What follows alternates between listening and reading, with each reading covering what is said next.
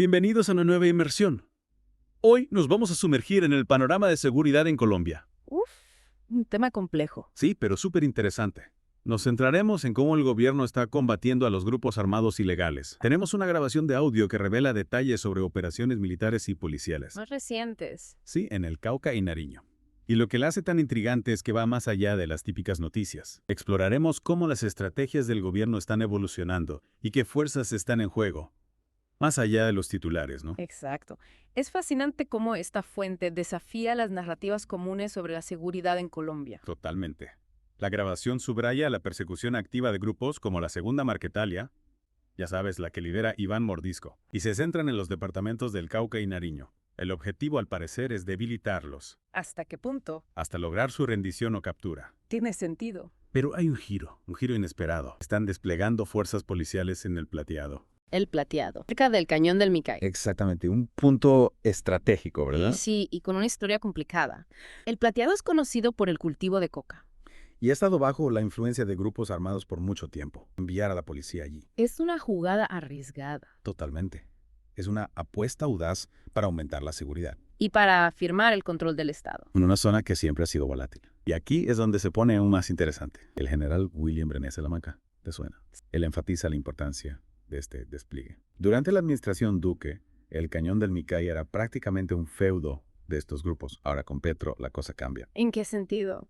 Se busca retomar el control Tiene sentido. y establecer una presencia estatal más sólida. Es parte de la Operación Perseo, lanzada en 2023 bajo Petro. ¿Y sabes qué la hace única? ¿Qué? Su enfoque gradual. Ocupan áreas estratégicas del Cauca. Poco a poco. Exacto. Priorizando la seguridad de los civiles. Mientras intentan interrumpir las operaciones de los grupos armados. Exactamente. Interesante. Y la fuente insiste en algo que me parece crucial. Esta operación se lleva a cabo con absoluto respeto por los derechos humanos. No, eso es importante. Y por el derecho internacional humanitario. Lo comparan con enfoques anteriores, ¿sabes? ¿Y sí? Que quizás fueron más represivos. O que ignoraron el bienestar de los civiles. Exacto. Es una diferencia fundamental. Totalmente. Y hablando de diferencias, la fuente critica fuertemente a los medios tradicionales. Sí, por cómo retratan la situación de seguridad en Colombia. ¿Y qué dicen? Argumentan que la administración Petro ha logrado éxitos notables. ¿En serio? Sí, como la captura de lo que ellos llaman narcos invisibles. Narcos invisibles. Figuras de alto perfil involucradas en el narcotráfico, pero que operan en las sombras. Entiendo. Su captura es un golpe significativo y evidencia del compromiso del gobierno en la lucha contra el narcotráfico. Interesante. La fuente también celebra la recuperación del control en zonas como el Cañón del Micay. Que antes eran bastiones de estos grupos. Exacto. Lo presentan como evidencia de un cambio tangible. Bajo el mandato de Petro. Sí tiene sentido. Pero no todo se reduce a operaciones militares y policiales. Ah, ¿no? No. La fuente también resalta los esfuerzos del gobierno para abordar las causas profundas del conflicto, Ya veo. en particular los factores socioeconómicos. Claro, esos que empujan a la gente a involucrarse con grupos armados. Exacto. Es vital entender que muchos campesinos cultivan coca por necesidad, no por elección, carecen de alternativas viables. Exacto. Y aquí es donde entra el gobierno, moviendo el cultivo de cosechas legales y trabajando para crear cadenas de distribución directa. Para que los agricultores puedan vender sus productos sin ser explotados. Ofrecer una alternativa económica real a la producción de coca. Ese es el objetivo. Un cambio radical respecto a estrategias anteriores, Que se centraban solo en la erradicación. sin abordar las razones subyacentes. Y hay un punto que tanto el general Salamanca como el comandante Federico Mejía, Otro actor clave. sí, recalcan un cambio significativo ¿En qué? en la mentalidad de las fuerzas militares y policiales. Un cambio de mentalidad. Sí. Interesante. ¿Y en qué consiste? Me imagino que enfatizan la importancia de proteger a los civiles, respetar los derechos humanos y comprender las complejidades socioeconómicas. Que contribuyan al conflicto armado, Exacto. Ya no se trata solo de usar la fuerza. sino de entender el contexto. Y actuar en consecuencia. Fascinante. Parece que estamos presenciando un cambio de paradigma, Sin duda. Es un enfoque que busca soluciones integrales. reconociendo que la paz y la seguridad duraderas requieren algo más que una simple demostración de fuerza. Exactamente. Es alentador escuchar sobre este cambio de enfoque, pero ¿será suficiente? ¿Para qué? Para romper con los ciclos de violencia que han marcado la historia de Colombia. La fuente pinta un panorama optimista, pero la realidad en el terreno puede ser mucho más compleja. Tienes razón. Estamos hablando de conflictos arraigados. Y esos rara vez se transforman de la noche a la mañana. Exacto. Si bien los esfuerzos del gobierno son loables, ¿En qué sentido? me refiero a abordar causas profundas como la pobreza, la falta de oportunidades. Esas son soluciones a largo plazo. Mientras tanto, todavía hay fuerzas poderosas en juego. ¿Que se benefician del statu quo? Exacto. La fuente menciona que algunos grupos armados están tratando de expandir sus actividades. A nuevas regiones. Nos dice eso. Es una señal de que las estrategias del gobierno están funcionando. Podría ser. Es una señal de que la presión está teniendo algún efecto. Pero estos grupos son adaptables, resilientes. ¿A qué te refieres? Piénsalo como una hidra. Una hidra. Sí, cortas una cabeza y crecen dos más. Entiendo. Al verse acorralados en sus áreas tradicionales, buscan nuevas formas de mantener su influencia y ganancias. Lo que podría desencadenar nuevos conflictos. Y desafíos en diferentes partes del país. La fuente también destaca el éxito del gobierno en la disrupción de alianzas entre estos grupos armados, pero no existe el riesgo de que se fragmenten aún más y se vuelvan más impredecibles. Es una preocupación válida. Si bien romper estas grandes alianzas puede parecer positivo a primera vista, también podría conducir a la proliferación de grupos más pequeños, independientes, Más difíciles de rastrear. y potencialmente más propensos a la violencia. A medida que compiten por recursos y territorio. Y no olvidemos el tema de la corrupción, históricamente ha plagado a Colombia, incluso con un compromiso genuino de cambio en la cúpula. ¿Cuán efectivos pueden ser esos esfuerzos cuando la corrupción sigue siendo un factor en los niveles inferiores? Ese es un punto crítico. La corrupción puede socavar incluso las iniciativas mejor intencionadas, desviando recursos, erosionando la confianza y alimentando los mismos ciclos de violencia que el gobierno está tratando de romper. La fuente se enorgullece de que la operación Perseo se ha llevado a cabo con respeto por los derechos humanos. ¿Cómo podemos garantizar que este compromiso se mantenga de manera constante? ¿Te refieres en el fragor de los enfrentamientos? Sí, con grupos armados. Ese es el verdadero desafío. Mantener esos estándares en un entorno complejo, volátil. Requiere vigilancia constante, rendición de cuentas, un cambio genuino en la cultura dentro del ejército y la policía. Basta con unos pocos incidentes aislados para erosionar la confianza pública y socavar el progreso logrado. Hablando de confianza pública, la fuente critica a los medios tradicionales Sí. por presentar una imagen negativa de la situación de seguridad en Colombia. ¿No es también importante que el gobierno sea transparente? ¿Sobre qué? Sobre los desafíos y los reveses que enfrenta. La transparencia es fundamental. Si bien es comprensible que el gobierno quiera destacar sus éxitos, es igualmente importante reconocer las dificultades existentes y entablar un diálogo abierto y honesto con la ciudadanía.